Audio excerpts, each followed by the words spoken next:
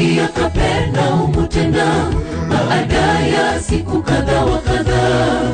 Ikasikika kwamba yumo nyumbani, wakakusanyika watu wengi, isibaki nafasi hata mlangoni. Dari ikatobolewa, mtu mwenye kupooza anachukuliwa alimokuwa Yesu. Akaingia Kapernaumu tena baada ya siku kadha wa kadha. Ikasikika kwamba yumo nyumbani, wakakusanyika watu wengi, isibaki nafasi hata mlangoni. Dari ikatobolewa, mtu mwenye kupooza anachukuliwa alimokuwa Yesu. Umesamewa dhambi zako, akamwambia, ondoka ujitwike godoro lako uende nyumbani kwako. Mara akaondoka akajitwika godoro lake, hata wakastaajabu wote, wakamtukuza Mungu. Umesamewa dhambi zako, akamwambia, ondoka ujitwike godoro lako uende nyumbani kwako. Mara akaondoka akajitwika godoro lake, hata wakastaajabu wote, wakamtukuza Mungu.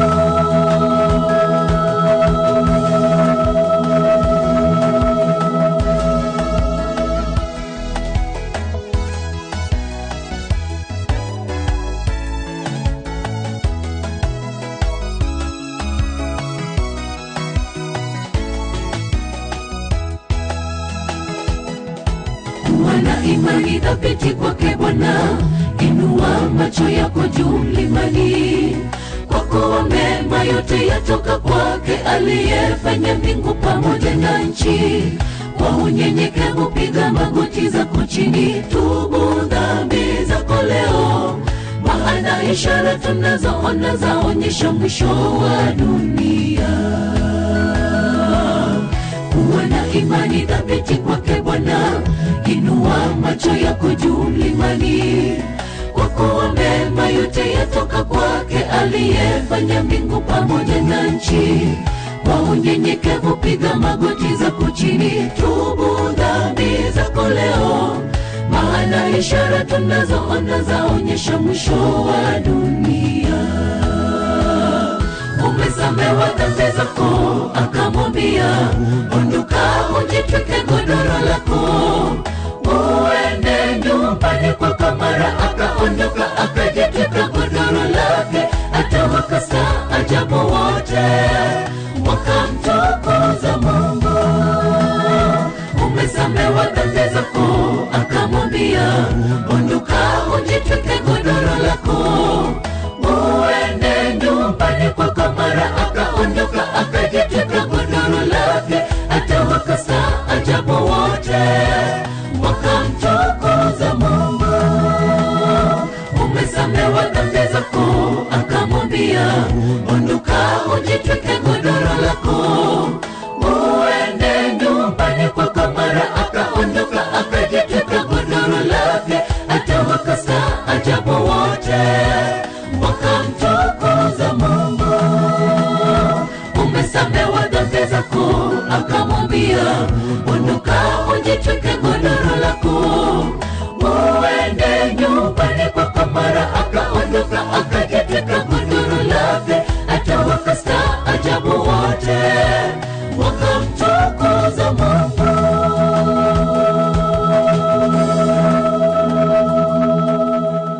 Happy Sabbath jahera mar Injili ngima. Kamora mara maintie arwaki e chenro mar Injili ngima. Injili makelo ngima kod an Lorin Achieng. Sabato maler ni Nyasaye omiyowa kinde wantie kanisa mar Embakasi Central Church, kendo wadwa gone erokamano ahinya Pastor Nyangaka.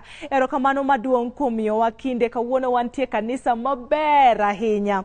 Adwa gonu erokamano nikech itune in e chenro mar Injili ngima mondo wawinjane wach Nyasaye. Sapato malerni wadhi bet gi nono ndiko kendo Elder Steve Agwa kod Elder David Odote bromio wa nono ndiko mare juma.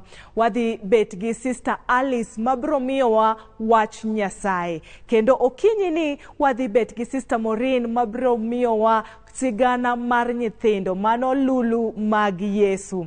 Arwako nikech kawuono wadhi bet gi wende mopogore inyaoronwa ote e 23600 mond imiwane request mari. Biuru machiegni mond wawinjane wach Nyasaye.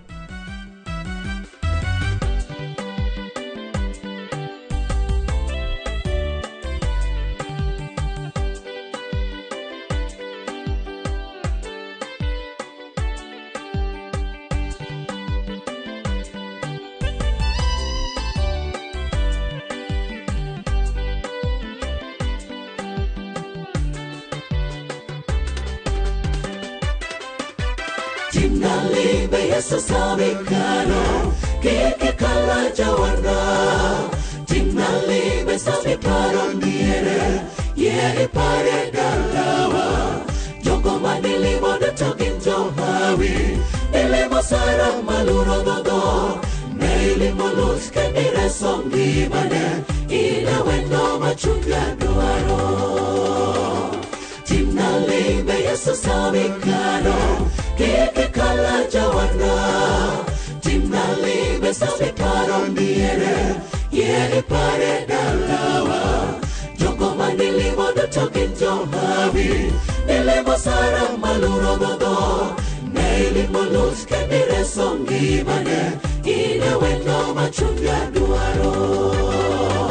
Jalimbera Jorda gomiro jalimbera Timnalime jambakana agombalo sokodi sepnayo ye iwinja osepepe niru torono inyero kodi kilimabe sama indi chandro tiro toringo ine osepnawa okweya jalimbera Jorda gomiro jalimbera Timnalime jambakana agombalo sokodi sepnayo ye iwinja osepepe niru torono inyero kodi kilimaber sama indi chandro tiro toringo ine osepnawa okweya.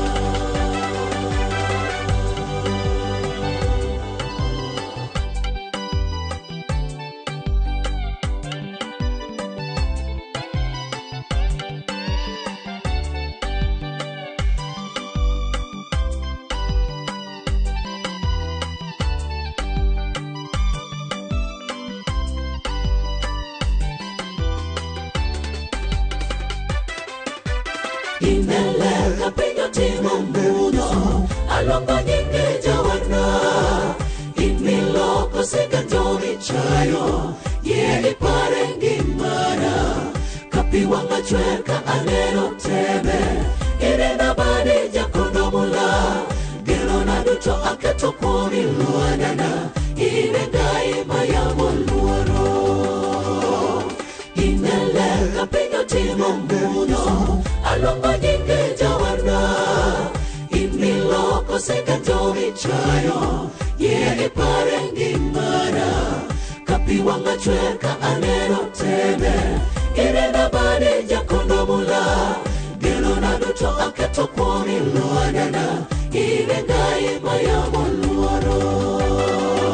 Jalimbera Jorda gomiro jalimbera Timnalime jambakana agombalo sokodi sepnayo ye iwinja osepepe niru torono inyero kodi kilimaber sama indi chandro tiro toringo ine osepnawa okweya.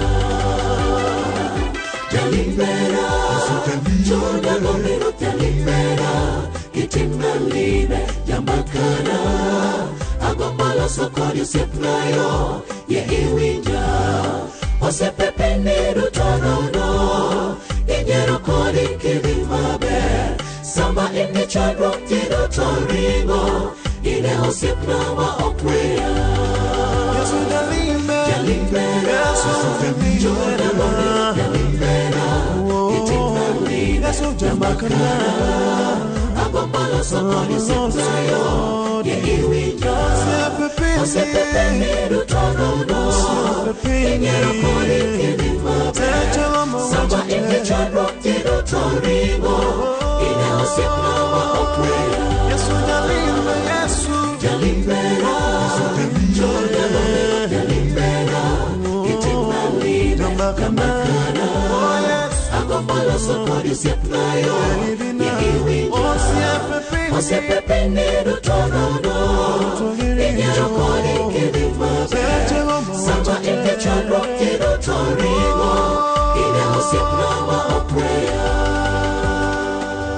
Erokamano ahinya kuom kete chenro mar Injili Ngima kidieny mar nono ndiko. Mano en nono lesson mar juma.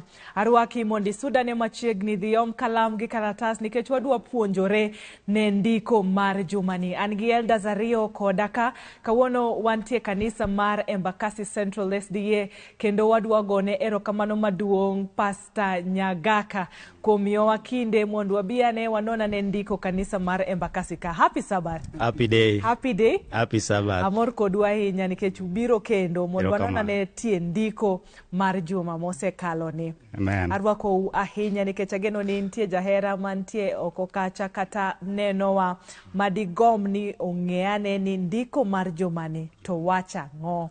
Kata koko Elder David Odote ginyingi. Iluonga ni Jayalo David Odote majaka Guria. Kendo wadake piny Kabuoch kanisa na en Maro SDA Church Koguta North District Victoria Field ebwo President Okwach. Erokamano. Ingeni Nairobi ka ende Mukariubangi East. Gitaduru. Kata Gitaduru. Gitaduru ningeni chandoji. Gitaduru. But ingeni wasei bedo kodgi e chenro wani. Majibe koro ngi. Makoro sani wang'e. Kora fula ni Gitaduru. Gitaduru. Awera Gikariubangi. Gitaduru yaye. Ingeni President Kwach. Yes. Enosiepa ma chuor babwa. Pastor Joseph King. Yes. Antie ot dala ma pastor. Inoduri gijodolo. Pastor King and father-in-law. Yes, father-in-law na en Pastor Joseph King. Wow. Yero wanya sai. Wanya sai. Nani ngeni ukenda gi last born. Tera urumo.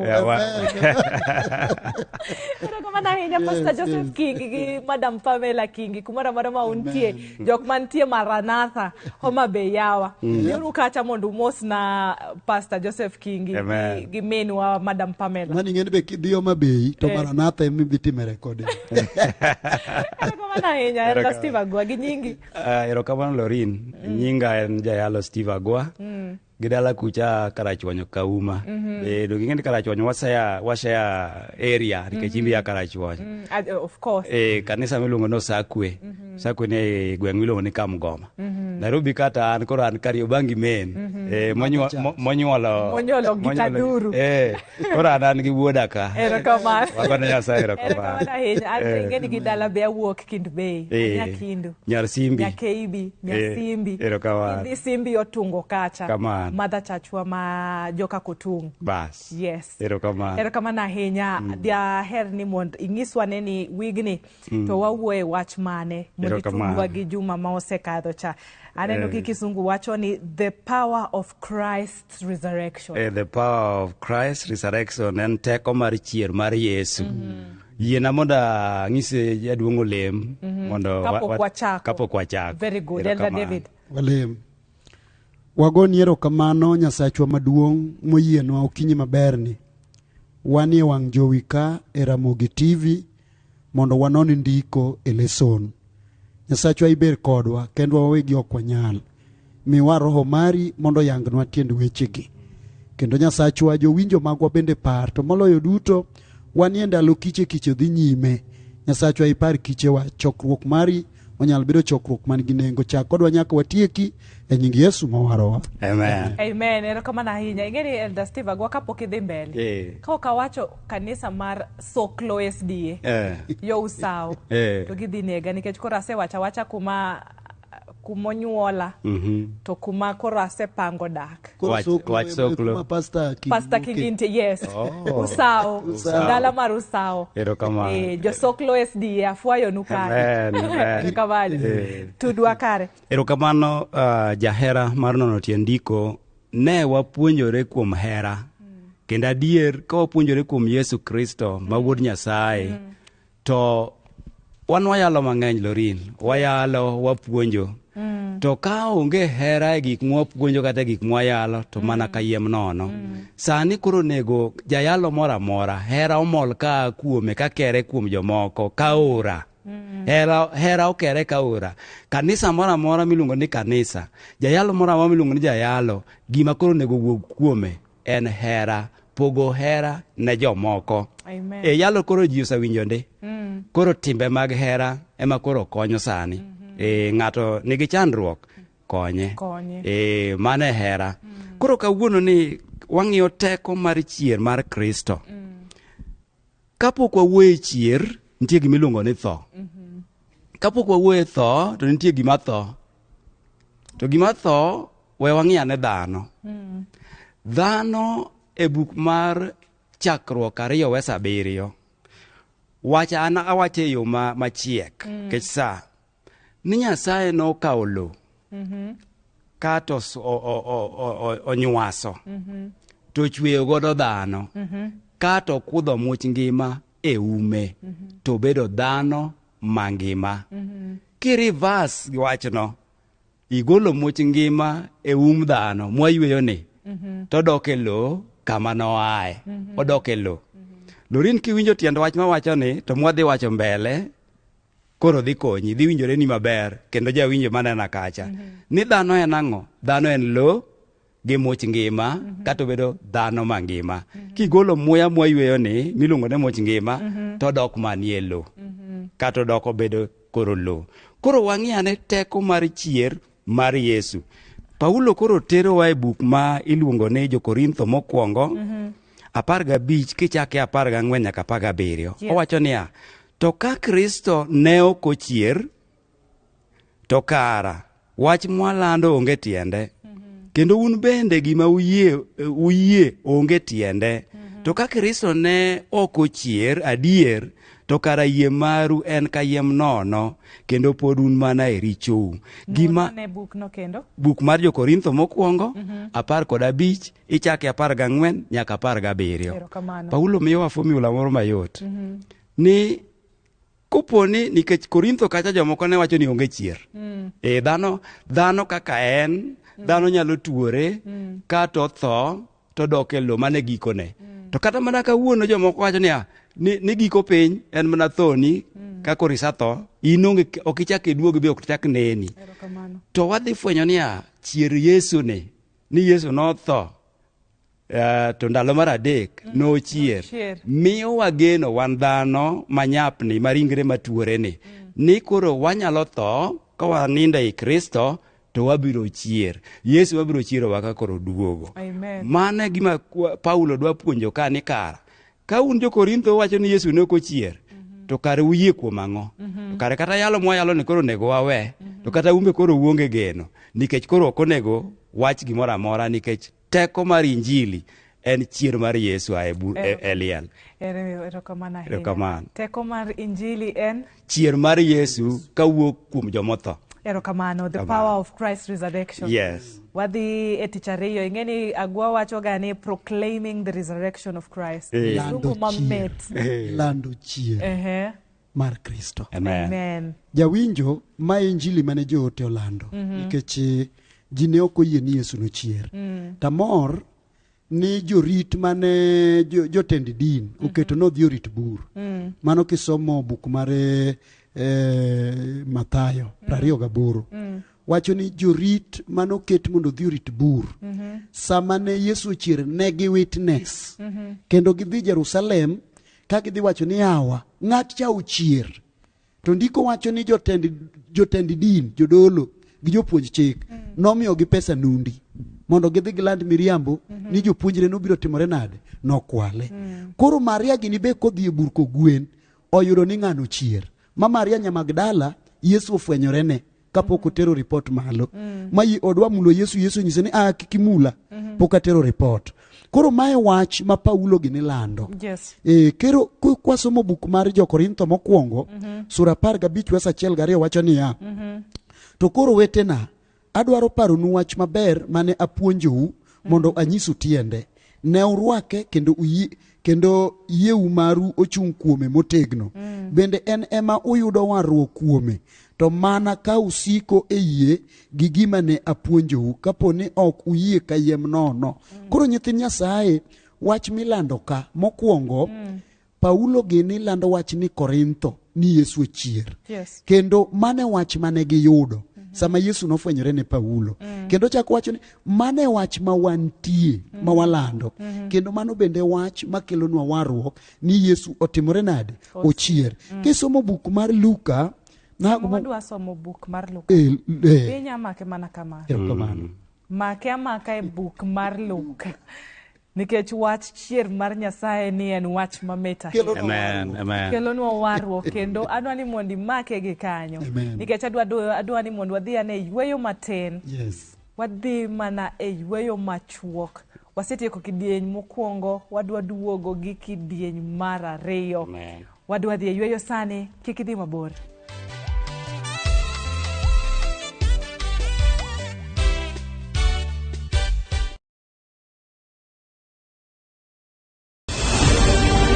Heaven's Fire Prayer Summit 2026 is here. From 18th to 23rd of August 2026, Apostle Julius and Reverend Martha Subi of Exploits Worship City invite you to join believers from across Kenya and the nations for 6 powerful days of prayer, worship and revival from 9 a.m. to 7:30 p.m. Theme: The Outpouring of the Holy Spirit. Ministering Pastor Robert Kayanja and Pastor Jessica Kayanja from Uganda. Lady Bishop Kathy Kuna from Kenya. Archbishop Dr. Harrison K. Nganga from Kenya, Pastor T. Mwangi, Dr. Francis Miles from the USA, and Prophet Thomas Tijo. Worship ministers Sunmisola Agbebi from Nigeria, Steve Tebb from the United Kingdom, and Kestin Bogo from Kenya. Mark your calendar from 18th to the 23rd of August. Exploits Worship City, Nairobi. See you there.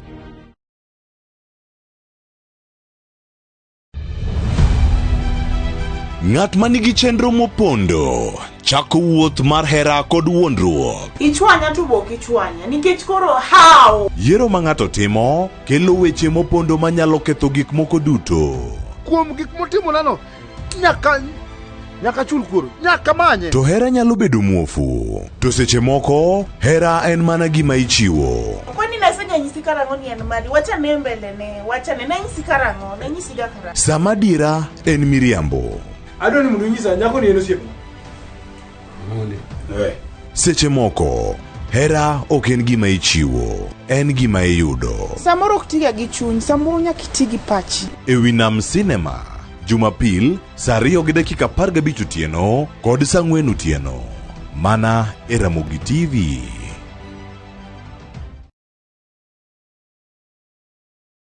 Afilo chapati maragwe na chai. Look. Mama nze pole tu nimechelewa. Unaelewa tu venye hizi barabara za huko ziko. Sasa hiyo ni excuse gani unapeana siox? Kasiti, nakuona unaficha nini hapo? Have you missed any episode of Faida Cafe? Watch it now on viewsasa.com for free.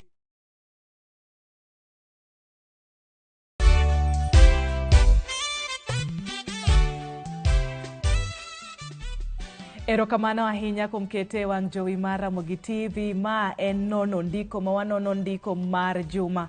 An gi Elda Steve Agwa kod Elda David Odote makonyowa gi nono ndiko mar juma. Waweyo ka wacho ni kitabu mar Luka 24 mano en chier mar Nyasaye. Yes. Mani dwa somonwa. Wadhi ka watieko iri. Na gombo ni mondo jawinjo to biro somo Luka 24 chakre 44 nyaka 48. Tana dwa somo 48. Wacho niya, un muneno wechegi ema nyaka unyis ji mamoko. Amen. Matiende ni jok mano witness ni Yesu ochier. Gine makoro nyaka gilandi injili ni. Kendo sama nyogi lando injili ni, joka mano sand joote. Nikech gilando ni Yesu otimore nade? Ochier. To jomoko to dagi ni Yesu okotimore nade? Ok ochier. Then wan gi weche ariyo ka. Lando injili gi yie. Ere kaka gigi otudore? Nyaka ng'ato kuong yie ni Yesu nochier. Koko wuok odhi lando injili. Emomiyo jawinjo lando chier mar Kristo mane gima jote no lando. Lorin wan kawuono walando ni Yesu duogo. To ji dodagi ni Yesu ok timre nade? Ok duogo. Emomiyo ka ng'ato tho tiwacho ni an odhi e polo ni Nyasaye okawe. Gik machalo kamago ja Kristo ok onego wachi ni awa Nyasaye okawo ng'ane. Nyasaye okawo ng'ato. To jomotho duto te pod ni e bwoye ka. Warito ni ka Yesu duogo maradi mar ariyo eka chier biro timore tanade biro betie ka ji dhi kucha. Mano injili mwayalo sani mabe biro kelo nwa tho. To joote to injili mar chier mar Yesu ema nokelo negi tho moneggie. Erokamano ahinya. Elder Steve Agwa. Wadhi tich ariyo. Nitie wach ma jaduong' Oluto wacho kanyo ma mora. Kata mana i Korintho ne nitie joma ne wacho ni ka ng'ato tho to nitie gimoro ma wuok kuome madhi e polo. Lorin buk mar Ecclesiastes luonge tek koro omiyo ndike gi dholuo ni jayalo. Ecclesiastes. Jayalo 9 wesa beach wacho wach moro agombo ni mondo asome mapiyo piyo. Chutho joma ngima ong'eyo ni gibiro tho. Joma otho to ok ong'eyo gimoro kata matin. Onge pok ma gibiro chako giyudo kendo wich owil kod gi chuth. Hera kod sigu kaachiel gi gombo mane gin go to nosetho kodgi. Ok ginichak gine gimoro amora matimore e piny ka. Tiende ni ng'ama otho, dhok mwatiyogo mar tho tiende ni much ngima wuok kuomi. Dhog polo wacho ni ng'ane nindo. Koro ka Kristo duogo atung'o ywak to biro chiewe kana otho onindo kogeno kuom Kristo. Koro wach moro Paulo wacho kama mit ni Kristo mochier e geno wa kende. Kristo, the risen Christ, yes, our only hope. En geno wa kende. Emomiyo wasome buk ma Jo-Korintho mokwongo 15 chakre 9 nyaka 19 rabora. Ni kare ka Yesu kare ne ok ochier. Bas kata karo lemo wa en kayiem nono. Nikech koro walamo ang'o nikech kwa dak e piny ka wabiro tho to ok wabi chier wadhi adhiya kamano. To mano en miriambo nikech ng'at ma wacho adier we amiyi example moro. Yesu odhi e liend Lazaro. Ka nyimine Lazaro ariyo timore nade? Ni owadgi otho. Macha Maria gi Maritha. To Yesu nonego dhi kacha to kawo ndalo 4 kapok odhi. To kodonjo ni to wacho niya ng'iel kidi. To kapok owacho mano to nyiri ka wacho niya Yesu di bed ka owadwa de ok otimo nade? Ok otho. To Yesu to dwoko niya Lazaro nindo. To gin sis ni koro kawo ndalo 4 osetho ni karo tho koro dung. To Yesu wacho ni goluru kidi.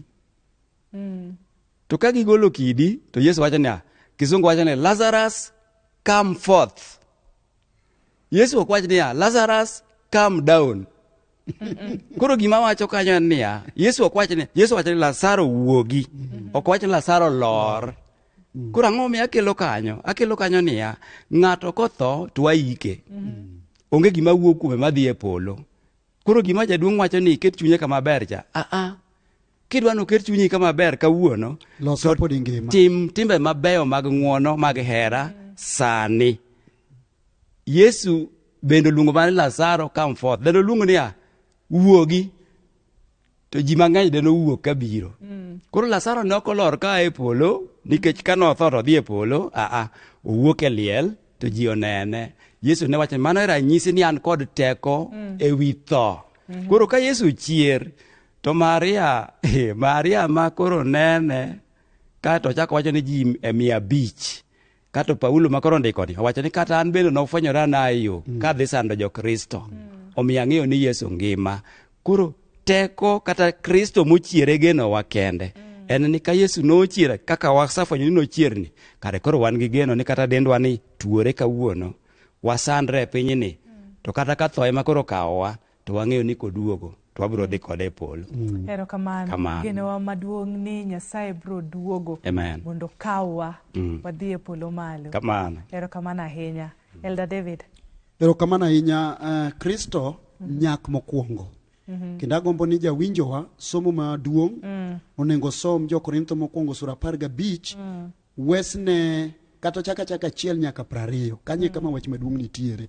Koro Kristo nyak mokwongo nagombo mondo asom Mathayo 27 wes 50 nyaka 54 wacho niya, to Yesu nochako kok matek eka noweyo chunye owuok motho. 51 gi kanyono nanga mane ogengo kama ler mar hekalu noriadore diere 2 chakre malo nyaka piny. Piny noyiengni kendo lwendni nobarore. Wes 52 agombo ni mondo jowinjo winjane. Liete bende noyawore kendo jo Nyasaye mang'eny mane osetho nochier. Lorin konya winjo kanyo. 53 wacho niya, bang' chier Yesu jogo nowuok e lietegi modhi Jerusalem, dala maler, miji mathoth nonenogi. Friday sochiko chuny Yesu ochot. Ka chuny Yesu osechot to piny oyiengni. Kaeto liete jomaler otimore nade? Obarore. Biblos wacho ni ne gichier to ok gia malo. Lietegi oyawore to pod ginindo kanyo. Girito mondo Yesu obed nyak mokwongo. Nikech Biblos wacho niya, ni Jumapil kata chieng' mokwongo kane Yesu ochier, eka gimbe gitimore nade? Gichier. Matiende niya, Yesu ema nyaka kuong chier. Koke joma moko timore nade? Luwo bang'e. First fruit, malimbuko ya mwana kondoo. Ing'eni kata kipuro to ka ji ogwelore, to gwelruok no itero ne jadolo mondo kuongo cham. Chik Luo wacho ni jaduong' ema kuongo gwelore. Koro Yesu kanochier, Yesu nobedo nyak mokwongo, ene mokwongo chier. Manyiso ni ji duto te motho kogeno kuome biro timore nade? Biro chier. Kendo Lorin sama ji dhi chier, ok wadhi chier gi ringruok ma wan godo ni. Ringruok gi remo ok ne polo. Ibiro miwa ringruok manyien ma ok tow bende ma ok tho. Koro leso ne dwa nyiswa niya, ng'ama nokwongo chier adieri. Jonabi ka Yesu pok obiro, Elisha nochiero ng'ato, Elija bochiero ng'ato, to joma nochier gi bang'e ne gichagi timore nade? Githo. Kata Yesu kanie piny, nitie joma Yesu ochiero, kaka jati Nyasaye owacho ni Lazarus notimruok nade? Nochier, to bang'e otimore nade? Magi ne timore atima mondo nyis ji ni chiero timore nade? Nitiere. Koro chier mar Yesu, to Yesu ne ok odogo tho. Yesu pod ngima nyaka chieng' kawuono. Emomiyo ji duto te motho kogeno kuom Kristo gibiro chier gi ringruok ma ok tow gi ringruok ma ok tho. Amen. The resurrected body. Elder Steve Agua. Erokamano ahinya Lorin, ageno wadhi maber. Wadhi maber. The resurrected body en ringruok mochier. Kidhi e buk mar Jo-Korintho mokwongo 15 35 nyaka 39 nitie penjo moko mopenji, penjo moro mopenji Yesu. To penjo mopenje ne wacho kama, ere kaka ichiero joma otho? Koso ringruok manadi mage nibedgo? Iwinjo ka jaduong' to ongeke matin. Ere kaka ichiero joma otho? To Yesu, Paulo nodwoko ni to upenjo penjo mofuwo. Nikech un uwegigi emukawo kodhi udhu ukome e puodho. Sama ukomo kodhi e puodho, Lorin ing'eni kiting'o koth oganda, tidhi yaro lo, dongo oganda emikomo. Koti, oti yien koro, koti kodhi cha. Koro ema jaduong' Ruto wacho niya, watho kaka wanyalo tho gi ringruok manyap. Ringruok ma wan go kawuono ni onyap, onyalo bedo matuo. Ringruok ni nyalo neno masiche. Ringruok ni nyalo neno kuyo. To kotho makoro ngimana orumo e piny ka, to ika achalo ng'ama okom. Mano ja Kristo, ng'ama oyie kuom Kristo. Ochalo ng'ama okom. Obiro ti, ng'eni jorege wacho niya, nawinjo ka jorege wero wen moro. Ni ja shall never die. Ni remb jarege ni koolore piny, en ok otho. To an awacho niya, remb ja Kristo en kodhi. Kendo remb ja Kristo kochwer nolwar e loka, notho, obiro ti. To koti, ringruok ma Yesu biro miyowa mar ariyo Lorin, ekibiro fwenyo ni kare ni jaber moloyo kaka ichalo ni. Nikech samoro kaka wachalni, weather wa mar Nairobi ni, samoro piny gachandra chiedhna ma piny ni, emomiyo achal kaka chalni. We koro Yesu duogi, makoro aloka ucha, koro ba miya ringruok kendo ma ok chak tow, miterago e polo. Jaduong' Ruto wacho ni remo kod ringruok ni ok nyal chamo pinyruodh polo. Nang'o? Nikech remo kod ringruok owacho ni dhano ma nyap ma tuo goyo ni eto ok noyude e polo. Omiyo ringruok machielo ma koro ibiro miwa ok bi mi joricho. Jaricho tibiro chier ni tiwang'e. Kendo ichiere gi ringruok matow. Ing'eni sani kawuono inyalo yudo ni ng'ato kata wengege ok nen. Inyalo yudo ni orang'ol, ong'ol e yo moro. We ang'ise ni ok niyud rang'ol e polo. Ibiro lokgi ma duokne tiende kata lwete kata ng'olne no. Ok nochak obed ng'ol kendo. Onge gimoro amora matho mano yude polo. Erokamano. Onge gimoro amora matho ma ibiro yude polo. Final victory over death. Loch mogik kuom tho. Ber. Lorin onge jasikwa maduong' kaka tho. Tho opogi gi chuori mane un go kanyakla. Tho opogi gi nyathini. Tho opogi go siepni. Kaka koro sani tho opogowa gi merwa mane wahero iluongo ni Jenolik. Nyose hike. Koro inyisowa niya loch mwadhi bedo godo mogik en kotiek tho. Kendo jawinjona buk maduong' mwasomo en Jo-Korintho mokwongo sura 15 wes 54 nyaka 57 maduogo mondo asom kuom thuolo machuokni. Kuom mano ka ringruok matho oserwakore gi ringruok ma ok tow, kendo ka gima tho oserwakore gi gima ok tho, eka weche mondiki e Muma nochop kare niya, tho oselo motiek chuth. In tho, ere lochni? In tho, ere lit mikelo? Lit mar tho en richo, kendo richo yudo teko kuom chik. Wago uru erokamano ni Nyasaye mamiyo walocho kuom Ruodhwa Yesu Kristo. Lorin, wayalo kwang'eyo ni tho ritowa. Kendo ibiro negwa nikech yiewa. Paulo yalo koja chir nikech ong'e ni ringruogni ok cham polo. Ibiro miwa ringruok ma ok tho. Koro e thuolo ma Kristo biro ka chier mokwongo mar jomaler timore, ibiro chwewa chwech manyien, tho kanye mibiro loye chuth. Emomiyo jawinjo mawinja, we luoro tho. Wabedo kwa yie mana kuom Kristo nikech wang'eyo ni wabiro nindo. To kendo nitiere chier mar jomaler. Koro mane gima watimo mondo walos winjruok wa gi Nyasaye kapod thuolo nitiere mondo kwa nindo to wanind kuom Yesu kobiro chiero nyithinde. Lorino chiewa. Abiro bedo mamor karomo kodi e puno. Nikoro chiw kik wabede injili ngima ni wadhi koso puno. Jawinjo in bende. Erokamano ahinya. Wach mogik Elder Steve Agwa. Buk moro Daniel ndiko ka en koro. Daniel 12 wes 2. Owacho ni ji mang'eny kuom joma osetho biro chier.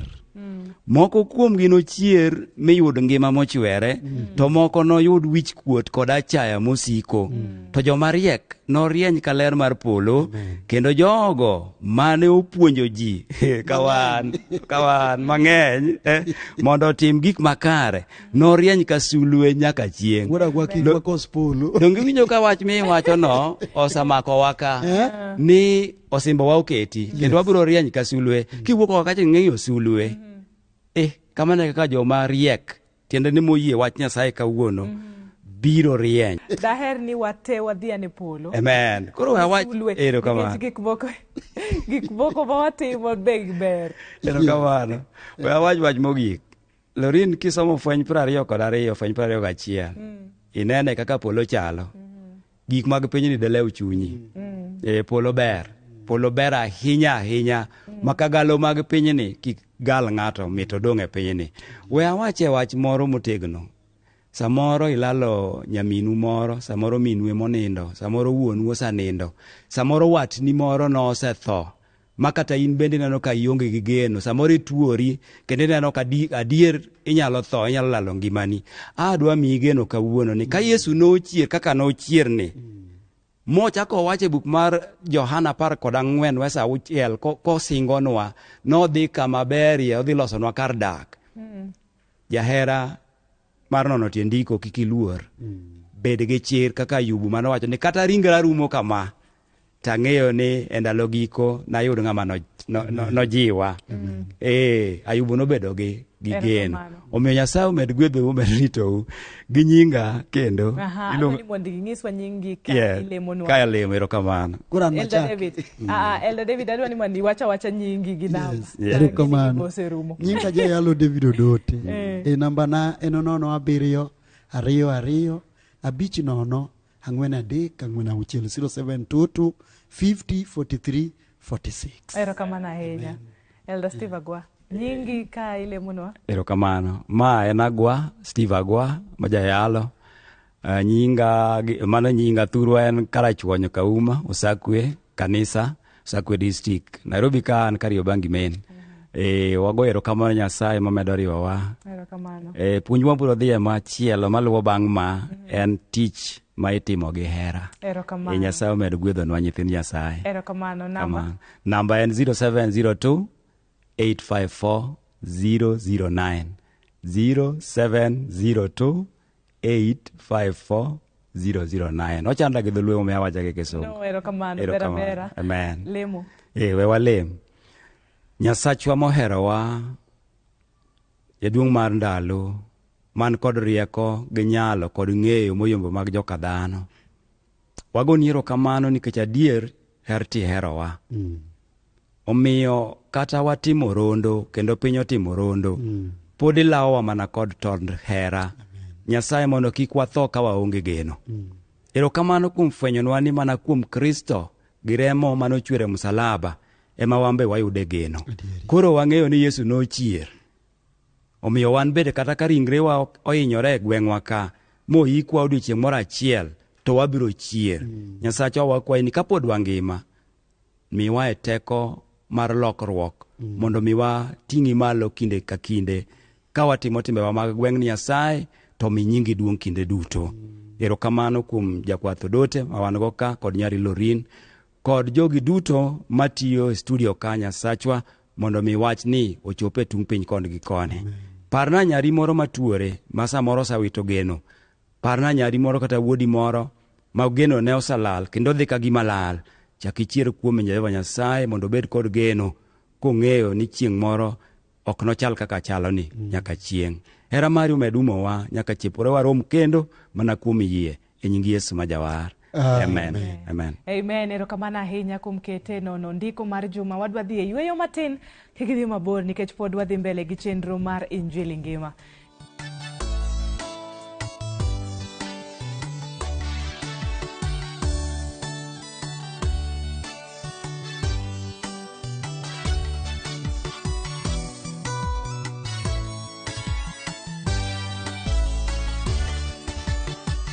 Amor kalando nyingi Jawana e pinje duto, in mirito ngima dhano, ngima watu ni e lweti.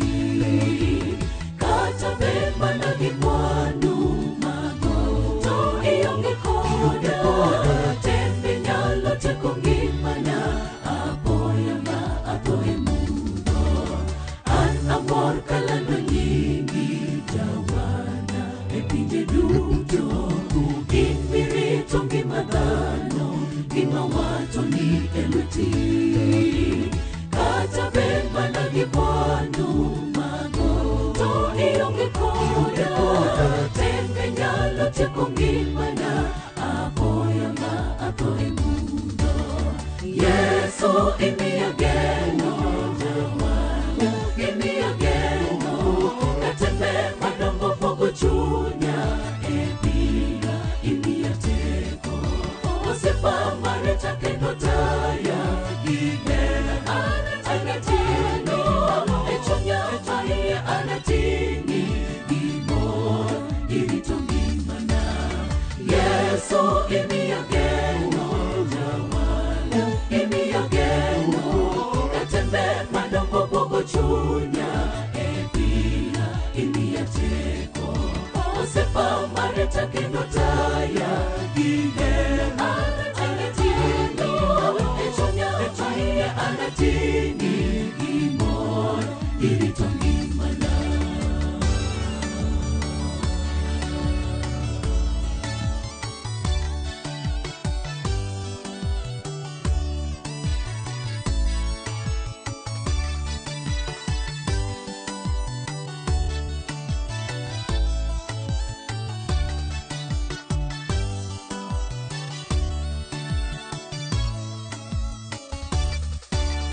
Kare ber kabedo buti,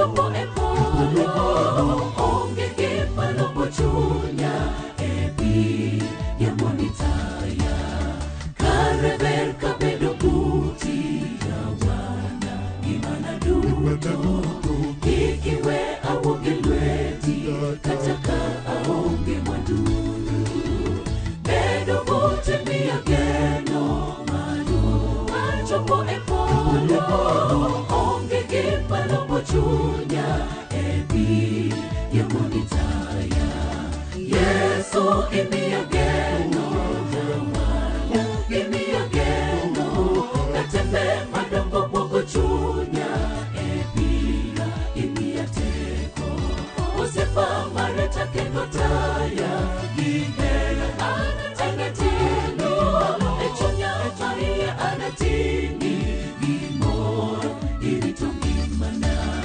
Yesu imiya geno jamala imiya geno katembe madongo bogo chunya e pia imiya teko osefa mareta kendo taya gigela anatini e chunya maria anatini gimor iritongimana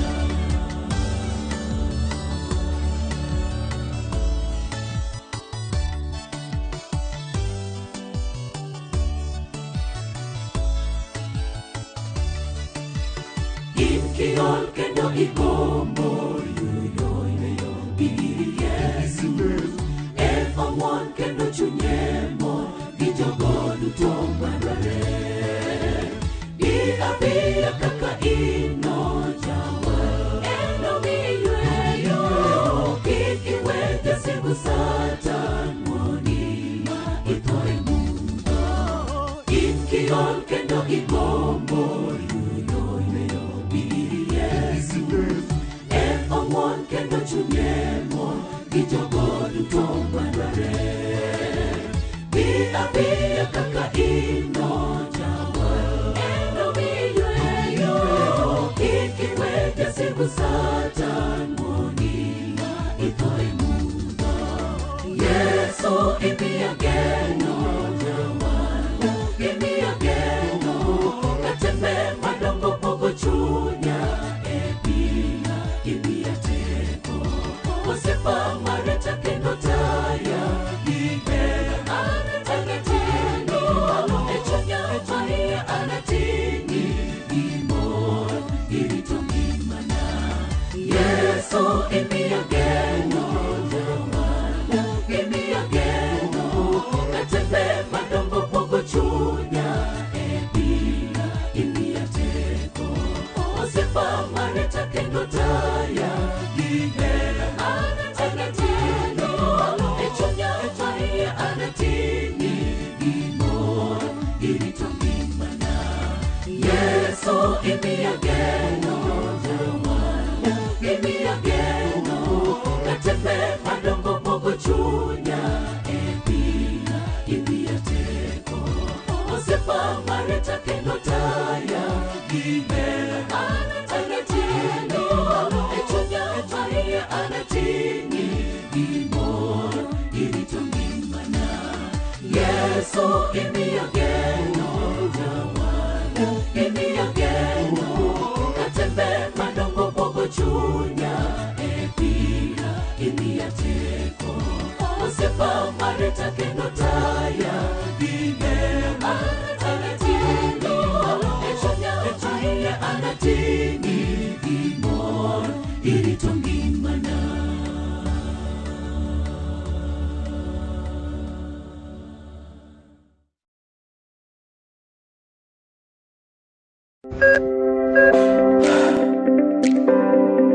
E chuny ogandawa, ngima mar del en mwandu maduong'ie moloyo. Mondo tekruok mar dende obed maber, ok gin ga gik matek. Gin gik maluongo ni lifestyle. Manyiso ga jotuo ni gigi ok gin gik minyiewo, gin na gik mitimo. We bedo gi kiawa, kendo chak bedo gi ng'eyo. Nachako chemotherapy. Side effects nen, yier wi nyaka lwar, constipation, chandi seriously. Warwaki e penj laktar, ma en tudruok gi lakteche molony. Isami dhir jahocho cha, nyaka ibed ni iseng'eyo ni mae shida ma an godo to adwa kony. Chakre weche thieth kod chiemo mar mine mayach nyaka weche thieth mag tuoche masiko. Wakelo od thieth e od dak. Tuo mar rheumatic heart disease ni landore sana e gwenge ma poverty ntiere. Riwri gi Ruth Otieno wuok tich nyaka tich abich saa 12 odhiambo.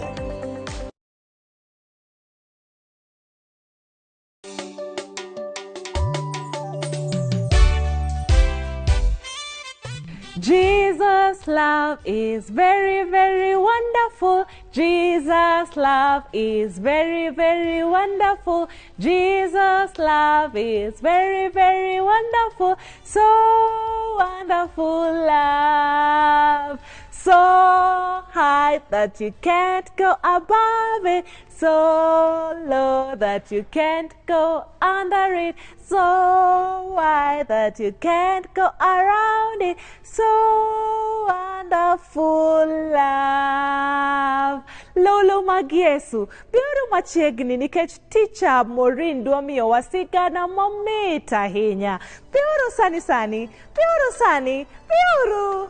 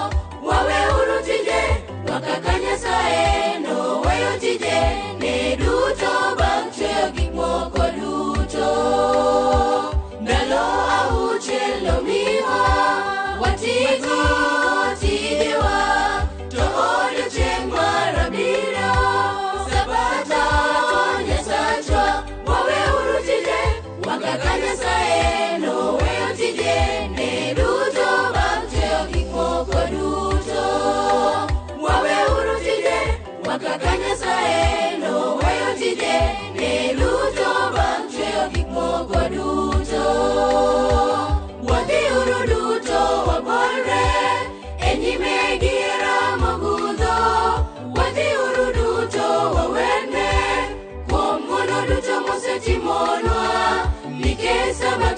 odiochieng' mor ne jo-Nyasaye mogene, nikech Sabato en odiochieng' yweyo ne jo-Nyasaye mogene.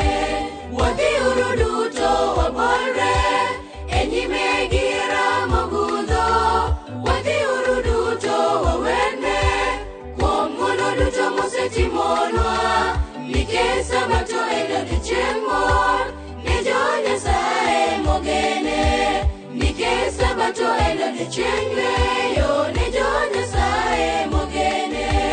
Wadhiuru duto wabolre e nyime gi Ramogudho, wadhiuru duto wawerne kuom ng'wono duto mosetimonwa, nikech Sabato en odiochieng' mor ne jo-Nyasaye mogene, nikech Sabato en odiochieng' yweyo ne jo-Nyasaye mogene. Wadhiuru duto wabolre e nyime gi Ramogudho, wadhiuru duto wawerne kuom ng'wono duto mosetimonwa, nikech Sabato en odiochieng' mor ne jo-Nyasaye mogene, nikech Sabato en odiochieng' yweyo ne jo-Nyasaye mogene. Yesu ohero nyithindo kaka wan. Yesu ohero nyithindo kaka wan. Nyithindo kaka wan be Yesu oherowa. Yesu ohero nyithindo kaka wan. Hero kamano kendo Sabato makawuono wasewero ni Yesu ohero nyithindo kaka wan. Tadieri Yesu oherowa. Nyinga en Maureen Awuor Nyaranga Sirilas. Awuok e kanisa mar Mbotela SDA Church. An japuonj nyithindo to dala leme kanisa milongo ni Kobare SDA Church. Mano kan dala Alego. Kapok wachako wasewero wer mar hera, to kapok wachako to nyaka walem nikech Yesu oherowa. Walemo. Erokamano odiochieng' makawuono wadwa wuoyo kendo gi nyithindo matindo. Wakwayi ni mondo mibed kodwa gigo duto ma watim kendo watim gigo mabro miyo imor kodwa seche duto. Wan nyithindo matindo, bed kodwa ka wawinjo to kendo wati godo e ngimawa e nying Ruoth Yesu Kristo ma Jawar. Amen. Erouru kamano, story ma wadwa wuoye wiye wacho ni winjo wach. Wiye wacho nang'owa? Winjo wach. En story ma wuok e buk mar Tich Joote 34 nyaka 35. Kanye ma story ni wuoke, lakini wabro kele e yo matin nikech nyithindo matindo. Story ni wuoyo e wi nyathi matin miluongo ni Ruoth Josiah. Ruoth Josiah ne en nyathi matin ma jahigni 8 kende. To kane en jahigni 8 to nonego bed ni okawo kom bang' tho mar babagi. To nyathini noparo ni nitie Nyasaye. To ka nitie Nyasaye, nyaka oluor Nyasaye. Nyaka oluor Nyasaye gi gigo duto te motimo. To nokoluor nikech en nyathi matin. Noyie ni mondo mi okaw kom, obede kom kaka ruoth, mondo mi oti tich ma Nyasaye oluonge notim, ruoth mar Jerusalem. To wayudo ni nyathi matin ni nodongo koneno kaka nitie ji mang'eny mane ok lam nyiseche, mane loso gik moko ka sanamu to gilamo, to nong'e maber ni mano ok ber. To nobedo kolemo mondo mi gik makamago duto te orum Jerusalem. Lakini dhano, nikech dhano nitiere jogo mane pok oyie kuom Yesu Kristo. To nitiere jogo mane oseyie kuom Yesu Kristo. Koro nyathini nodongo kong'iyo wechegi, to ng'eyo ni ene king, ene ruoth ma ji duto te ng'iye. To ji neno ni ma nyathi matin. Negi dhi mbele gitimo timbegi maricho richo ka gineno ni ma en nyathi matin, lakini Nyasaye ne tiyo kode. Nyasaye nokoyiere kaka nyathi matin mondo mi obed ruoth, to Nyasaye noyiere mondo mi olok gigo duto mane timore marach Jerusalem korgi. Koro aneno ni nitie jok mane pod luwo bang' ruodhi, mane gin gi ruodhi mag nyiseche gi mag Baal. To nyiseche mag Baal gi ne pod gilamo gi, jomoko ne keto gi e ute gi, jomoko ne wuotho kata kodgi ka giting'e lwetgi. Jomoko be ne wuotho gi godes. To ne ging'eyo ni mage e nyiseche magi ng'iyo kuomgi, magi ng'eyo onge nyasaye moro mane gi yie kuome. To nyathi matin Josiah noyie kuom Nyasaye ma Nyasach jo-Israel. Nong'eyo ni mane Nyasaye mabro konye mondo mi otim ang'o? Otim gimoro amora manyalore kaka en king. Gimoro amora motimo mondo obed gimonya timo e yo maler, mondo mi ji kik goye, ji kik neno timo gimarach. To nobedo kolemo seche duto. Tikonowa ni kanochopo higni 18, kae makoro Nyasaye dwa tiyo kode mondo gimoro amora olokre. To nokono jandiko mare ni mondo mi odhi e od Nyasaye, odhi e temple. To kodhi e temple, obro yudo priest mane i temple kanyo. To kano dhi e temple noyudo priest. To priest nokone noyudo muma. Ikonwa ni Jerusalem kuno muma nolal. Kuma ne gindike weche Nyasaye nolal. Emomiyo ji ne ok ong'eyo wach Nyasaye. Onge gima ne ginyalo somo mane konogi ni magi timbe Nyasaye monego be ni watimo, wan be timbewa obed kamar Nyasaye. To mane gima lit mwayudo notimore Jerusalem ni weche Nyasaye nolal. To kaja ndiko ne odhi e temple to yudo ndiko cha to okelo ne king. To kokelo ne king to osomne gima ne nie iye. Tikono wanino winjo marach moyiecho lepe. Kong'eyo ni kare ji osebedo katimo marach nikech ok ging'eyo gimonego bed ni gitimo kaka jok moluoro Nyasaye. Tikono ni nyathi matin ni makoro chopo pod en jahigni 18 kende. Gigo duto te motime ngimane nosebedo kotimogi koluwo wach Nyasaye. To ji mang'eny manene neno ni manyathi. To Nyasaye noneno ni mondo mi King Josiah emotigo. To ikonwa niya, kane giyudo ndiko manondiki mag muma, to ne gimor. Ji mang'eny nomor nikech ne ging'eyo ni nitie gima bro miyo giluwo weche mag Nyasaye manie polo, ok nyiseche manie piny ka. To kane ji mor, ikonowa ni story man nyathi matin ni Josiah. Nyathi matin dwa loko ngima mag ji mang'eny, ji madongo manonego be noseng'eyo ni gima ber en ma kata gima rach en ma. To nyathi matin ni ema dhi loko ngimagi kendo dhi miyo gitim ang'oa giyie kuom Ruoth Yesu Kristo. Tadier nyathi matin ni noloko gimoro amora. Jo Judea nyaka Jerusalem, ji duto nochako lamo ng'awa? Nyasaye, Nyasach Jacob, Nyasach Enoch. To gimoro amora mane gitimo e ngimagi ne ging'eyo ni koro adier nyaka wachung' gi Nyasachwa mane polo malo. Ji mang'eny nowe lamo nyiseche manono. Ji mang'eny be nowe lamo gik moko duto te mane gikete utegi mane gilamo. To ne giyie magiduogo kuom Yesu Kristo. Wan nyithindo matindo, ka wawinjo wach, to wach ma wawinjo wanya wacho gi jomoko. Ka wan skul, nyithindo ma wawuoyogo be ikono gi wach Nyasaye. To ka wan e utewa, jonyuolwa be wawacho kodgi wach Nyasaye. Jonyuol be imiyo nyathi chance mar mondo mi opuonjwa kata wach muma e iot. Kosepuonjgi e kanisa, wan be wasomo ka, be imiyogi kata nafas mondo mi giwach kodu ka gin e yudi. To kata in janyuol, be iwacho kodgi wach miwinjo kuom Yesu Kristo mondo mi chieng' koduogo to waduto wadhi e polo.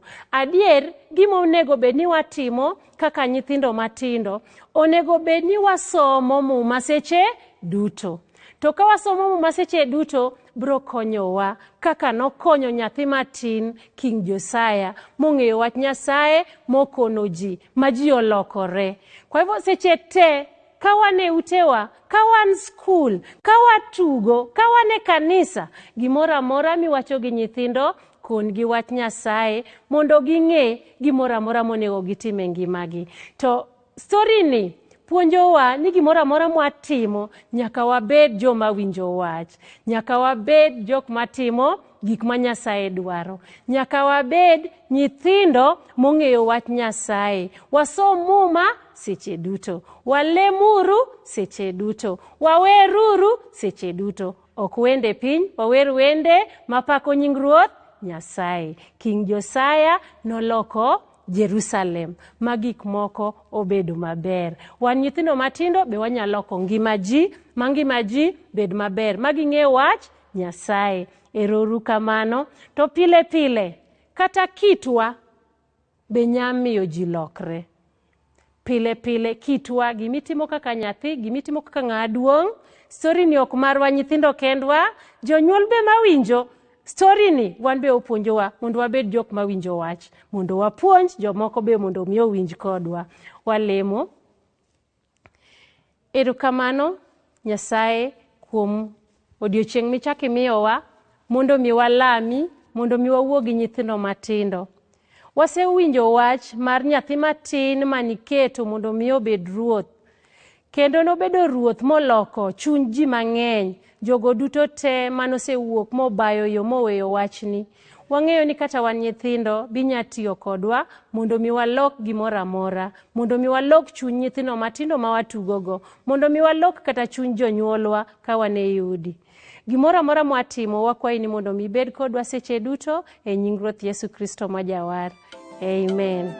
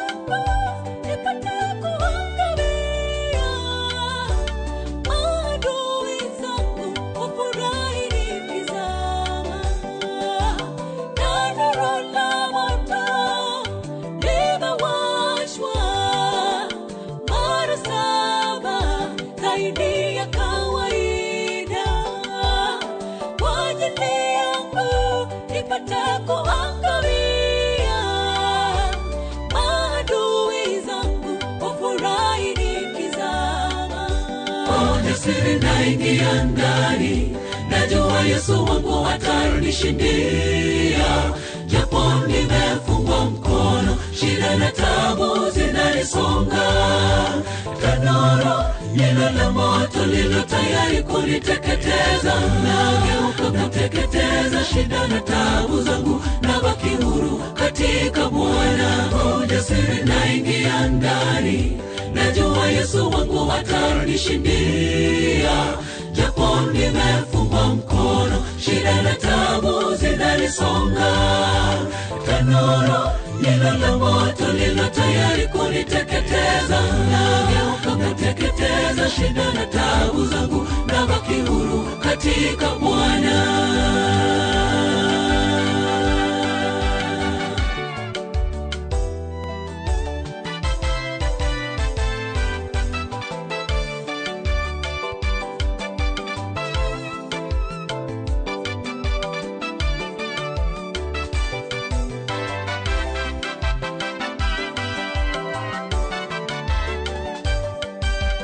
Mungu ni nani msifu, atachetewa.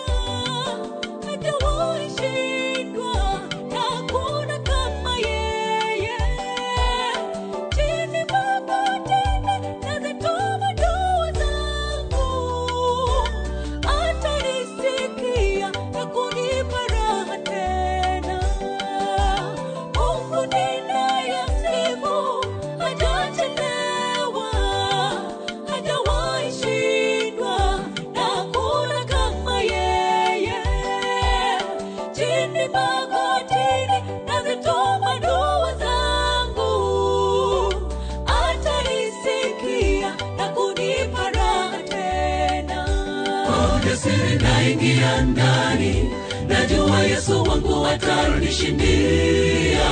Japo nimefungwa mkono, shida na tabu zinanisonga, tanuru hilo la moto lilo tayari kuniteketeza, nageuka kuteketeza shida na tabu zangu, nabaki huru katika Bwana.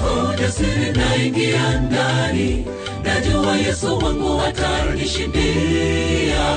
Japo nimefungwa mkono, shida na tabu zinanisonga, tanuru hilo la moto lilo tayari kuniteketeza, nageuka kuteketeza shida na tabu zangu, nabaki huru katika Bwana. Ujasiri naingia ndani, najua Yesu wangu atanishindia.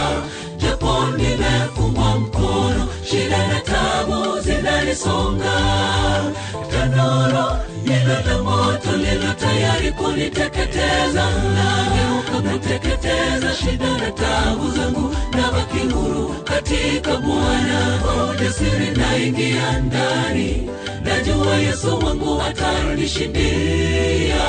Japo nimefungwa mkono, shida na tabu zinanisonga, tanuru hilo la moto lilo tayari kuniteketeza, nageuka kuteketeza shida na tabu zangu, nabaki huru katika Bwana.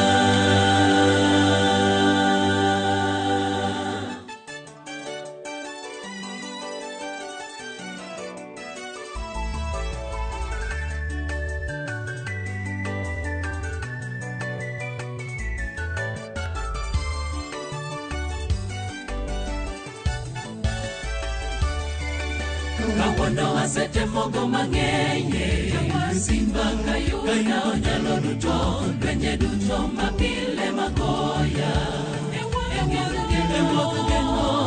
Lwenye duto masera dogo wuodhi, jawar Yesu oseloyona. Lwenye duto masera dogo wuodhi, jawar Yesu oseloyona. Kawono asete mogo mang'enye, simba kayuda onyalo duto, lwenye duto mapile magoya. Lwenye duto masera dogo wuodhi, jawar Yesu oseloyona. Lwenye duto masera dogo wuodhi, jawar Yesu oseloyona. Oloyo lweny sibor kayudo oloyo lweny, oloyo lweny mana kochike gi roho. Oloyo lweny sibor kayudo oloyo lweny, oloyo na lwenye duto maradogo wuodhi. Jasigu onge teko moro kuoma, ndalo duto kawuotho gi Yesu. Omiyo an gi chir, jawar oloyo lweny. Omiyo an gi chir, jawar oloyo lweny. Oloyo lweny sibor kayudo oloyo lweny, oloyo lweny mana kochike gi roho. Oloyo lweny sibor kayudo oloyo lweny, oloyo na lwenje duto maradogo wuodhi. Jasigu onge teko moro kuoma, ndalo duto kawuotho gi Yesu. Omiyo an gi chir, jawar oloyo lweny. Omiyo an gi chir, jawar oloyo lweny.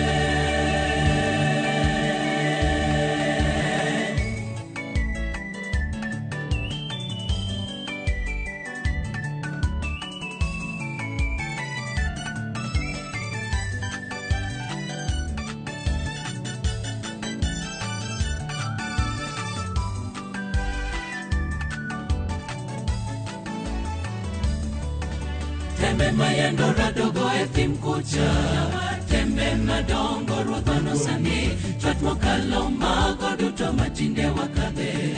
Wuodh geno mana kuom roho ndodogo ni ondiki, onge moro matamo jawar. Mana kuom roho ndodogo ni ondiki, onge moro matamo jawar.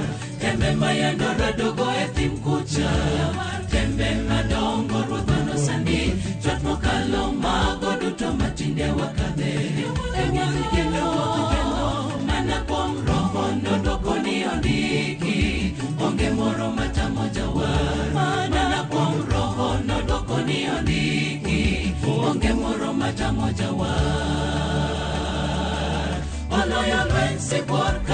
loyo lweny, oloyo lweny mana kochike gi roho, oloyo lweny sibuor kayudo loyo lweny, oloyo na lwenje duto maradogo e wundi, jasigu onge teko moro kuoma, ndalo duto kawuotho gi Yesu, omiyo an gi chir, jawaro loyo lweny, omiyo an gi chir, jawaro loyo lweny, oloyo lweny sibuor kayudo loyo lweny, oloyo lweny mana kochike gi roho, oloyo lweny sibuor kayudo loyo lweny, oloyo na lwenje duto maradogo e wundi, jasigu onge teko moro kuoma, ndalo duto kawuotho gi Yesu, omiyo an gi chir, jawaro loyo lweny, omiyo an gi chir, jawaro loyo lweny, oloyo lweny sibuor kayudo loyo lweny, oloyo lweny mana kochike gi roho, oloyo lweny sibuor kayudo loyo lweny, oloyo na lwenje duto maradogo e wundi, jasigu onge teko moro kuoma, ndalo duto kawuotho gi Yesu, omiyo an gi chir, jawaro loyo lweny, omiyo an gi chir, jawaro loyo lweny, oloyo lweny sibuor kayudo loyo lweny, oloyo lweny mana kochike gi roho, oloyo lweny sibuor kayudo loyo lweny, oloyo na lwenje duto maradogo e wundi, jasigu onge teko moro kuoma, ndalo duto kawuotho gi Yesu, omiyo an gi chir, jawaro loyo lweny, omiyo an gi chir, jawaro loyo lweny.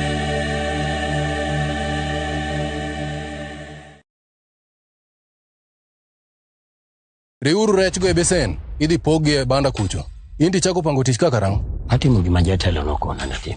Mago magi. Kae ane mamata. Clinton, watch graduation ni okni stress. Hawi, omiya stress. Wiya chwakre achwak. Na omiya bire pika, monda kuya matin. Woge oda.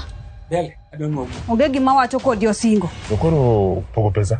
Dongi ng'eyo 50-50. Mana kaka pile. Oh. Eh.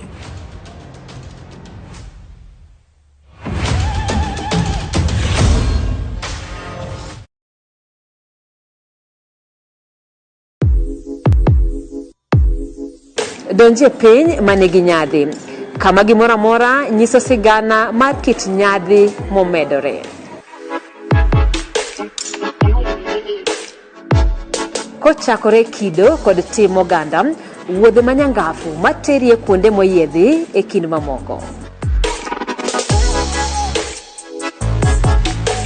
Tudri koda an Simfos Okinda kateri e wuoth moyiedhi no nikech ngima idago dichiel.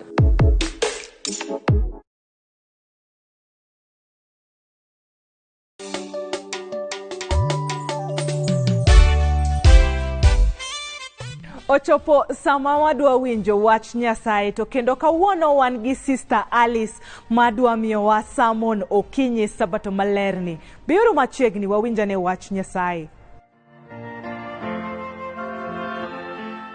Arwakou nyikwa Ramogi kuom yudo thuolo odiochieng' ma kawuono ni mondo mi warom kendo wawinj wach Nyasaye kanyakla. Gi nyinga en Alice Ondigo, ae kanisa madala mar Ibware, Anyar, Ramogi Migori, kumoro ni kona Kogwang, to okenda e dala mar Gwasi, e kanisa mar God Bura, e bwo Pastor Oyier, to e Nairobi ka aleme kanisa mar Makongeni, aleme kanisa mar Mbotela e bwo Makongeni District, e bwo Pastor Donvin Ogoti. Walem, erokamano Nyasachwa kuom yie mondo miwa wayudre sama chalo kama Ruodha. E sama chalo kama wadwa winjo wach ni Yesu Wuod Nyasaye, wakwayi ni madi lor kendo yore malaika magi otim kodwa kambi mondo gigo ma wadwa wacho kel konyruok e kit ngimawa.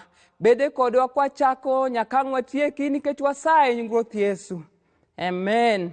Erokamano jawinjo ma kawuono, to wach maduong' mwadwa wuoyo kuome, thuon wach ma kawuono penjo wania, bende nitiere kwe e hembi, kata bende nitiere kwe e odi. Omiyo wadwa somo buk moro mayudore e Muma buk mar Ayub 5:24 mawacho niya, in idag e hembi gi kwe, kendo ka irango rombi to iniyud ka onge moro molal.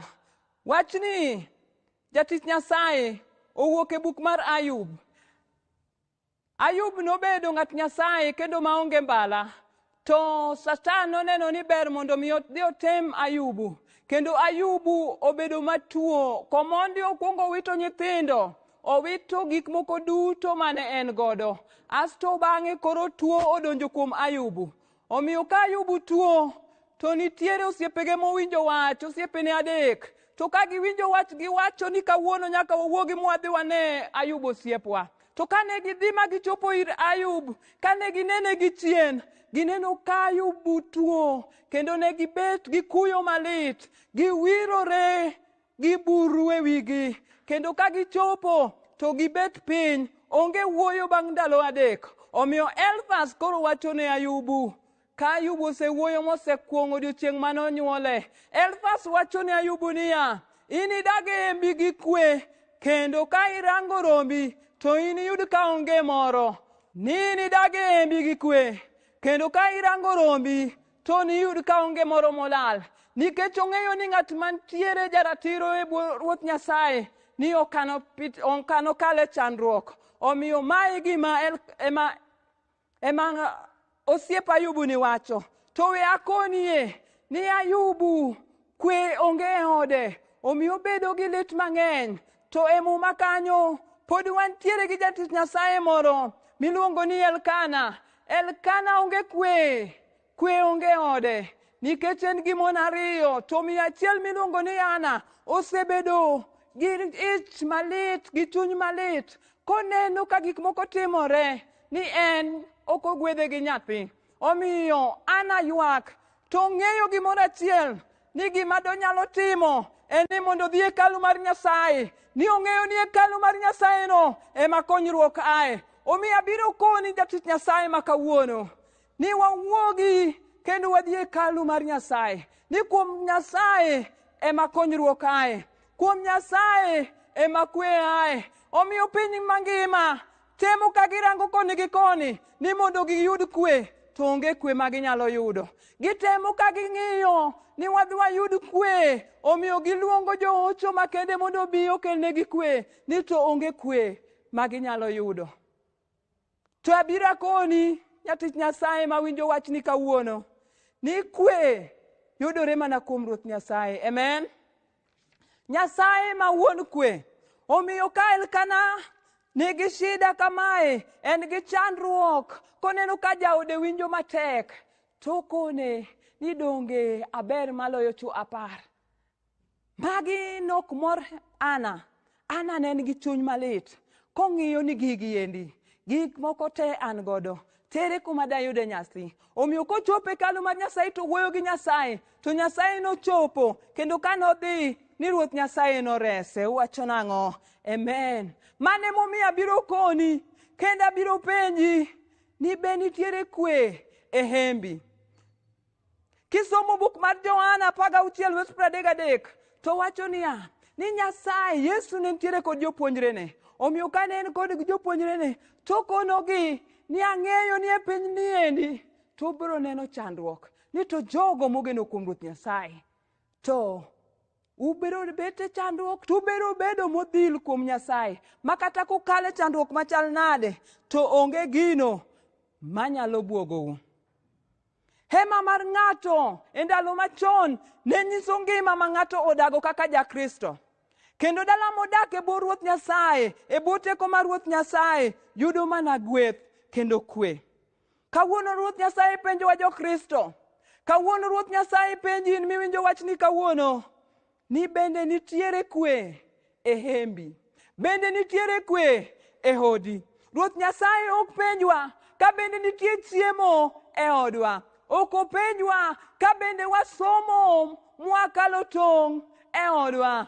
Ok openjwa ni nitiere mwandu ma wan godo chalo nade. To gima openjo kawuono, ni bende nitiere kwe e hembi? Kwe ok ne nyalo yudore kumoro amora.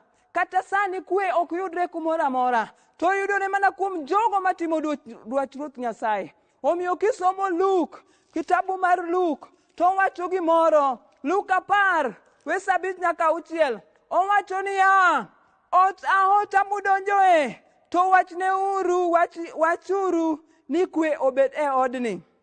To ka ng'ato nitiere kanyo e ot kanyo mohero kwe, ni to kwe nodong' e odno.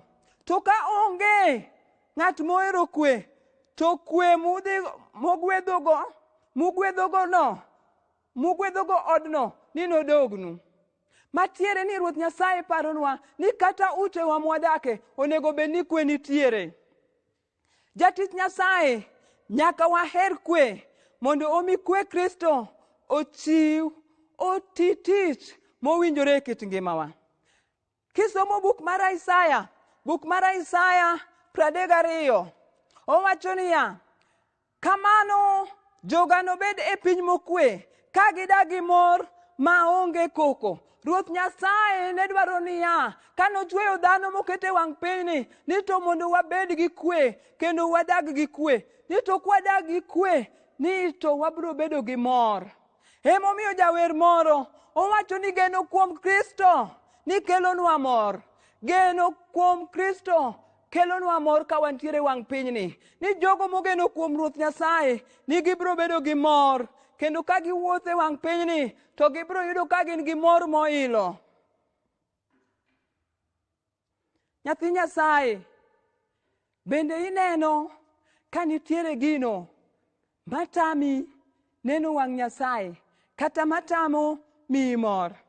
Kisomo Jo-Efeso 2:14, to wacho niya, ni Kristo e wuon kwe marwa, nikech oseriwowa jo-Yahudi gi jogo mok jo-Yahudi odoko oganda achiel. Matiende niya, ni Ruoth Nyasaye oseriwowa mondo mi kaka nitiere jogo manitiere gi pogruok, oriwowa mondo wabed kumoro achiel, mondo nyinge omi duong'. Kristo nobiro mondo gol pogruok e kindwa. Ka waketo Kristo kaka jata chunywa, to obiro kelo kwe, obiro tayo kwe, obiro kelo kwe e odi, obiro kelo kwe e chunyi, obiro kelo kwe e kit nyithindi, to obiro kelo kwe kumoro amora ma intiere. Wayudo wach moro e chakruok, e buk mar Chakruok 18:1, kowacho niya, ni Ruoth Nyasaye nofwenyore ne Ibrahim but yien milome mag Mamre, noyudo oyweyo e dho hembe ka chieng' kech. In ma intiere kaeni, bende Ruoth Nyasaye chopo kuomi. In ma intiere kaeni, bende Ruoth Nyasaye chopo e hembi. Jatich Nyasaye, wach mantiere kaeni en wach malit ahinya. Nikech samoro inyalo bedo king'iyo kwe to kinen kwe. Tema Saburi 61:4 wacho niya, we adag e hembi kuom ngimana duto, mondo ayud resruok e tipo mar buombeni. Nyathi Nyasaye, kwaruoko Nyasaye e miechwa, to wabro yudo kwe makende. Ni to kweni, ka wayude, kweni okelo hera, kendo ogolo achaya. Kweni kelo ng'uono, kendo ogolo lit. Kweni kelo yie, kendo ogolo luor. Kweni kelo pogruok, kendo oketo ji bedo kanyakla. Penjri ane nyathi Nyasaye mantiere kaka wuono, kabe iserwako Kristo e hembi, kata ka ulemo kanyakla kaka joka ng'ato, kata ka usomo wach Nyasaye kanyakla kaka joka ng'ato. Penjri ane kawuono ni waserwako Ruoth Nyasaye e hembwa. Nyadi mang'eny ute mwadakie beyo, kendo gimoro amora nitie. King'iyo odi tineno ka in gi ot maber, king'iyo ngimani tineno ka ngimani ber. Jatich Nyasaye, to bende kwe nitiere e odi? Bende ineno ka kwe nitiere e hembi? Hema nyalo bedo maber, to nyalo bedo maber gi oko. Onyalo bedo maber gi oko, ni to ka peg achiel ogol kuome, ni to hema ni nyalo gore piny. Omiyo nyathi Nyasaye, adwa koni kawuono ni kamane kaka chalo kaka ot mwadake be chalo. Ute mwadake nyalo nenore maber gi oko. Kendo inyalo bedo gi mwandu manenore maber gi oko nyathi Nyasaye. Kendo weche minyalo wach gi oko nenore maber nyathi Nyasaye. Ni to ka Nyasaye onge odno, ni to odno biro gore piny. Omiyo abiro kawuono mondo akoni niya, ni mak Ruoth Nyasaye obed jatendo ingani. Mak Ruoth Nyasaye mondo obed jatichni. Mak Ruoth Nyasaye mondo wuoth kodi. Mondo mi ute ma wadake ni kit Kristo emonenre. Uwacho nang'o? Amen. Nyathi Nyasaye, samoro nyalo bedo malit. King'iyo, tineno ka kwe onge hembi. King'iyo, tineno ka kwe onge odi. Omi nyalo penjori ni en ang'o? En ang'o? Ang'o mamiyo kwe nyalo bedo maonge e hembi? Kwang'iyo Ayubu kwe onge e hembe nikech tuo. Kwang'iyo Ana kwe onge e hembe nikech onge nyathi. In ma intiere kaeni kata miwinjo wachni kawuono ni, en ang'o ming'iyo tineno ka kwe onge e hembi? Dobed ni tuo emoketo makoro onge kwe e hembi? Koso dobed chandruok mar pesa ema onge omiyo ionge kwe e hembi? Koso dobed ni en kech ema omiyo kwe onge e hembi? Koso dobed ni en richo mane minyalo timo momiyo kwe onge e hembi? Tamor gi buk moro madwa paronwa gimomiyo kwe ne onge e hemb jo-Israel. King'iyo buk mar Joshua 7:29-23, oyudo ka stori mar Akan ne gin jo-Israel kendo ne gidhi e lweny. To Akan oneno gige mabeyo mar pinyno, omiyo kawo motero e hembe, mokunyo, mokanogi. Omiyo ka koro jo-Israel dhi e lweny, to ok ginyal loyo lweny nikech richo mopandi. To Ruoth Nyasaye neno, omiyo neno richo mopandi, kendo tang'o ne piny te ni Akan osetimo richo. Omiyo Joshua dhi penjo Nyasaye, to Nyasaye kone ni odhi, kendo yudo ka Akan opando richo. Richo mipando nyalo kelo ni chandruok. Ok okel ni chandruok ne in kendi, to kelo chandruok kata ne piny mangima. Richo mage ma wapande kit ngimawa? Nyathi Nyasaye, en richo mane mipando mamiyo kwe ok nyal bet e kit ngimani? En richo mane ma ipando mamiyo kit Kristo ok nyal nenore e kit ngimani? Omiyo abiro mondo akoni nyathi Nyasaye kawuono ni endi kiwinjo wachni, ni Ruoth Nyasaye madobede jakori mondo mi otelni, mondo richo mipandogi ikaw ibol e Ruoth Nyasaye, ikwa Nyasaye mondo weni richoni, mondo mi ibede achiel kuom jogo mawero haleluya haleluya, ni mae Ruodhwa marito kawuono biro mondo terwa dala. Dwach Nyasaye en ni hembewa opong' kod kwe, mondo wadagi kwe moromo. Omiyo Ruoth Nyasaye duong'o dhod chunyi kawuono, oduong'o dhod hembi kawuono, ni kiyie dibole gigo te, dibole richo misepandogo, ni mondo ibede achiel kuom jogo mabiro chamo pinyruodh mokayo machiegni, pinyruodh polo mokayo machiegni. Omiyo watemuru mondo wabed gi kwe gi ji duto, kendo wabeduru gi kwe mondo kwabet kama e nyim Ruoth Nyasaye, ni to wadagi manyaka chieng'. Erokamano jawinjona, kiwinjo wachno to yie ing'ad wach kawuono mondo ichak wuoth kode mondo mi wakel kwe e hembewa. Erokamano Nyasachwa, agonu erokamano kuom winjo wachni e odiochieng' ma kawuono. Gi nyinga en Alice Anyango Ondigo, anyaramogi Migori motedo Gwasi e kanisa mar God Bura, to gi Nairobi ka e kanisa mar Mbotela. Omiyo mae namba minyalo yuda godo: 07 27 7 4 9 4 7. 0727-744-947. Ruoth Nyasaye mondo obed kodu. Walemo. Nyasachwa man malo, jaduong' man ndalo. Iseyie mondo mi wawinj wachni Ruodha. Ruodha, wasewinjo wachni ka wasekalo mabor kodi kendo wasedhi mabor kodi. Ruodha, nitiere jogo mosewito kwe, to wang'eyo ni Ruodha in e Ruodh geno, kendo in ema inyalo duoko kwe kuma kwe onge. Nitiere jogo mosewito geno, Yesu Wuod Nyasaye. Takwayi ni e odiochieng' ma kawuono, Yesu Wuod Nyasaye, nikech in ema inyalo duoko geno kuma gweno onge. Akwayi Ruodha ni madiduoke geno ne nyithindgi man gi pek e chunygi, ni madiduoknegi e geno kendo nyadichiel kendo mondo mi gichagi wuoth kodi, Yesu Wuod Nyasaye. Parwa, pargi e kumoro amora ma gintiere. Ruodha, bede jatelo, to wan wabed mana ka waluwo bang'i. Hera mari mogundho madoumwa kanyakla, nikech wasaye nying Ruoth Yesu. Amen. Erokamano ahinya kuom kete chenro mar Injili ngima, Injili makelo ngima, chakre ne wachak saa 1 nyaka sani. Wantie kanisa mar Embakasi Central SDA Church, kendo adwagone erokamano maduong' jakwath Yobesh Nyagaka kuom miyowa kinde wabi watimane chenro mar Injili ngima kae.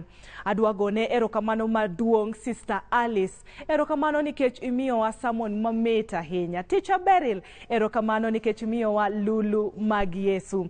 Adwagone erokamano maduong' Elder David Odote kod Elder Steve Agwa, erokamano nikech imiyowa nono mar ndiko, mano en lesson mar jumani. Adwagoni erokamano nikech ibe isemiyowa request ma watugo e chenro makawuono ni. Nyaka warom sabato mabiro cha. Happy Sabbath.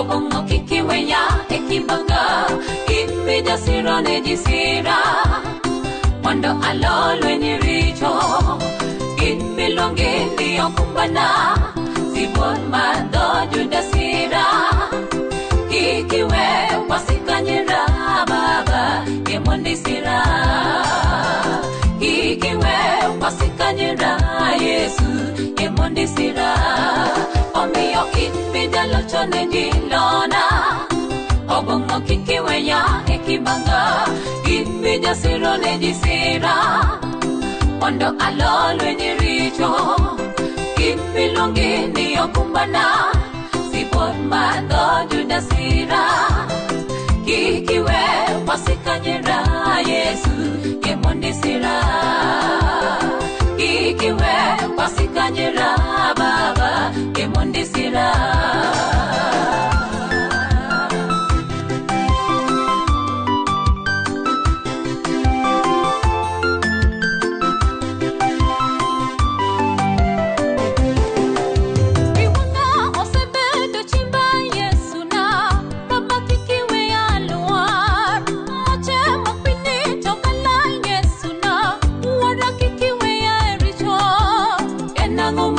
Chunya paro, enango momiyo momiyo chunyali Anna kitogeno na kumnyasacha ekana lorito Biwanga osebendo chimba Yesu na baba kikiwe alwar Moche mapini tokala Yesu na wara kikiwe erito Enango momiyo chunya paro Enango momiyo chunyali Anna kitogeno na kumnyasacha ekana lorito Inbida lochone dinona Obongo kikiwe ya sikibaga Inbida sirane jisira Wando alolwe nyirito Inbilongi niyokumbana Sibon mado judasira Ikiwe wasikanyira baba Yemondisira Ikiwe wasikanyira Yesu Yemondisira Omiyo kimbiga lochone dilona Obongo kikiwe ya sikibaga Imbida sirone jisira Wando alolwe nyirito Imbilongi niyokumbana Sibon mado judasira Ikiwe wasikanyira Yesu Yemondisira Ikiwe wasikanyira baba Yemondisira Omiyo imbiga lochone dilona Obongo kikiwe ya sikibaga Imbida sirone jisira Wando alolwe nyirito Inbilongi niyokumbana Sibon mado judasira Ikiwe wasikanyira baba Yemondisira Ikiwe wasikanyira Yesu Yemondisira Omiyo inbida lochone dilona Obongo kikiwe ya sikibaga Imbida sirone jisira Wando alolwe nyirito Inbilongi niyokumbana Sibon mado judasira Ikiwe wasikanyira Yesu